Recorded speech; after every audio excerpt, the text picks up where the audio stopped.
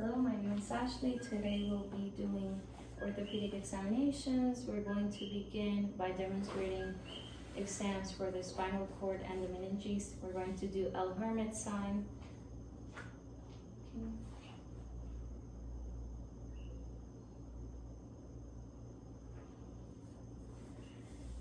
Positive is electric shock-like sensations down the spine or extremities, indicating dural irritation or spinal cord injury, spinal cord inflammation, or compression due to degeneration.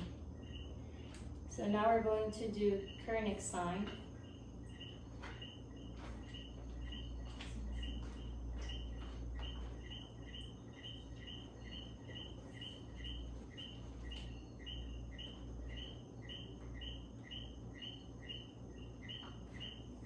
Positive is inability to fully extend the leg or pain in the neck region, indicating meningitis. Now we'll be doing Grudinsky sign.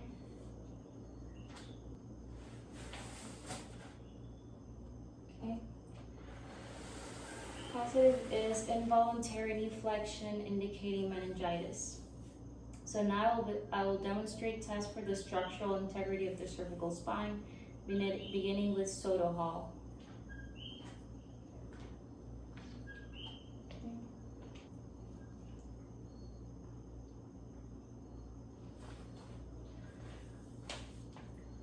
Positive is generalized pain in the cervical region, which may extend down to the level of T2, indicating non-specific test for structural integrity of cervical region. So can you please take a deep breath and bear down as if straining during bowel movement.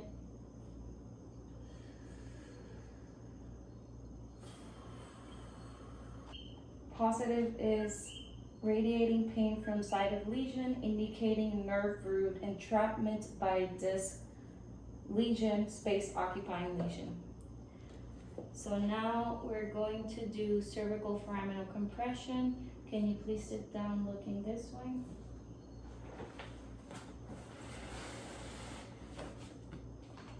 Okay, can you sit straight up?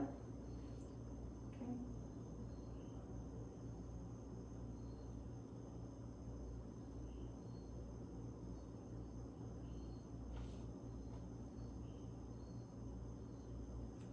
Okay. Positive is exacerbation of localized cervical pain or exacerbation of cervical pain with a radicular component, indicating foraminal encroachment or facet pathology without nerve root compression. Okay, so now we will be doing Jackson compression test.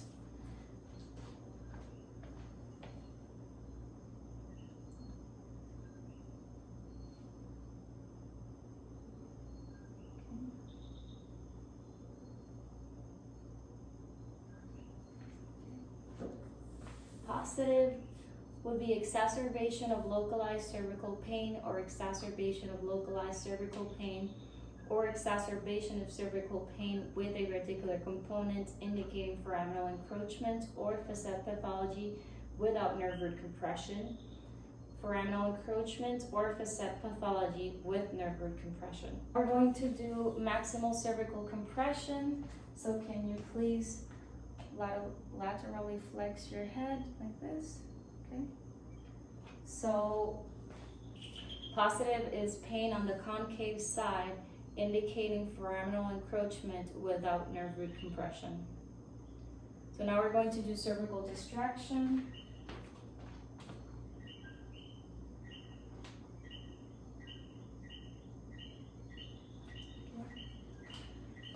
So positive is diminished or absence of local cervical pain, diminished or absence of radiating pain, or increase of cervical pain, indicating foraminal encroachment without nerve root compression.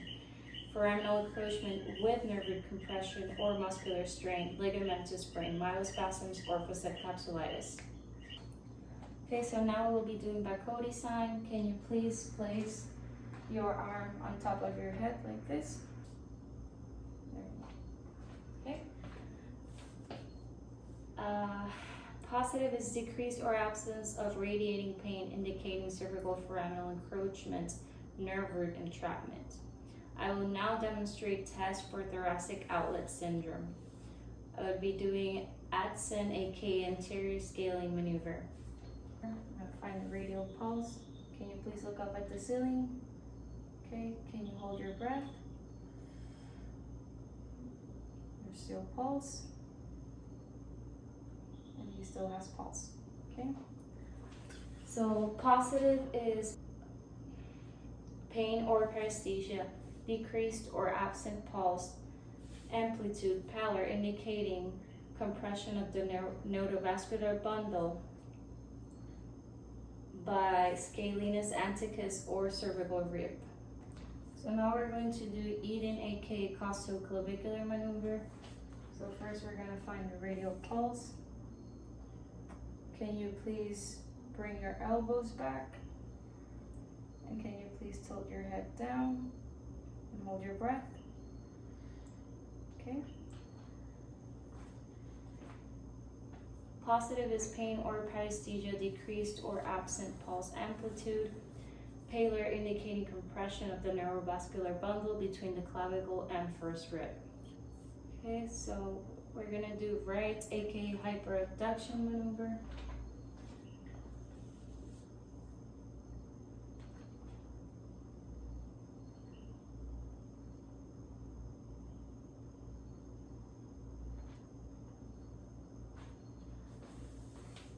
Positive is pain or paresthesia, decreased or absent pulse, amplitude, pallor indicating thoracic outlet syndrome caused by entrapment of the axillary artery by pectoralis minor or coracoid process.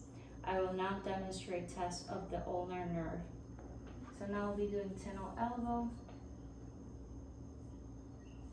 Okay.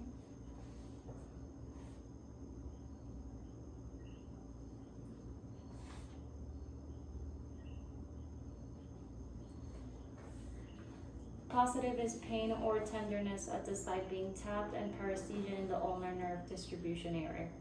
So now we'll be doing Froment paper sign. Can you please place your hand like this? And can you please pull paper? I'm going to pull, can you hold it? So positive is the patient is seen to flex the thumb, thereby recruiting the median nerve to compensate for apparent weakness, indicating ulnar paralysis due to weakness of the ulnar nerve innervated muscle, adductor pollicis. I will now demonstrate tests for median nerve entrapment. So can you please place your hands like this against each other? Okay, can you hold for 60 seconds? Okay, you can relax now. Positive is reproduction of pain and or paresthesia in the median nerve distribution area. Fingers 1, 2, 3, and lateral half of the fourth digit, indicating median neuritis, carpal tunnel syndrome. So now we're going to do prayer sign. Can you please place your hands like this? Okay. Okay. For 60 seconds. Okay, you can relax now. Positive is reproduction of pain and or paresthesia in the median nerve distribution area, fingers 1, 2, 3, and lateral half of the fourth digit, indicating median neuritis, carpal tunnel syndrome. So now we're going to do Tyndall wrist sign. Okay, I'm going to tap.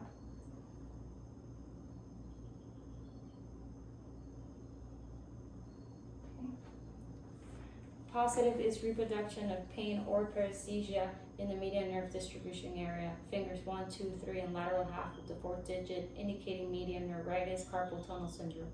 I will now demonstrate tests for the thoracic spine. So we're going to do Adam sign. So can you please stand up? Place your hands like this, and can you please bend forward? Okay, and we're now checking for any scoliosis. Okay, you can come back again. So positive is a scoliosis is observed to straighten, indicating evidence of functional scoliosis, or a scoliosis does not straighten, indicating evidence of structural scoliosis. So can you please lay on your back? Now we're going to do beaver sign. Okay, so now we will be doing I will be demonstrating tests for the thoracic spine. We're going to do beaver sign. Okay, so can you please do a crunch? Okay, you can relax. Positive is superior or inferior movement of the umbilicus. Indicates a spinal cord lesion at the level of T11 or T12 or lower abdominal weakness. Involvement of the umbilicus is indicative of nerve root involvement from T7 to T10. So now we're going to do Scheffelman sign.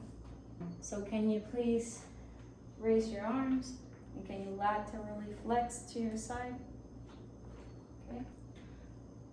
Positive is pain on the concave or convex side, indicating intercostal neuritis, while pain on the convex side indicates fibrous inflammation of the pleural.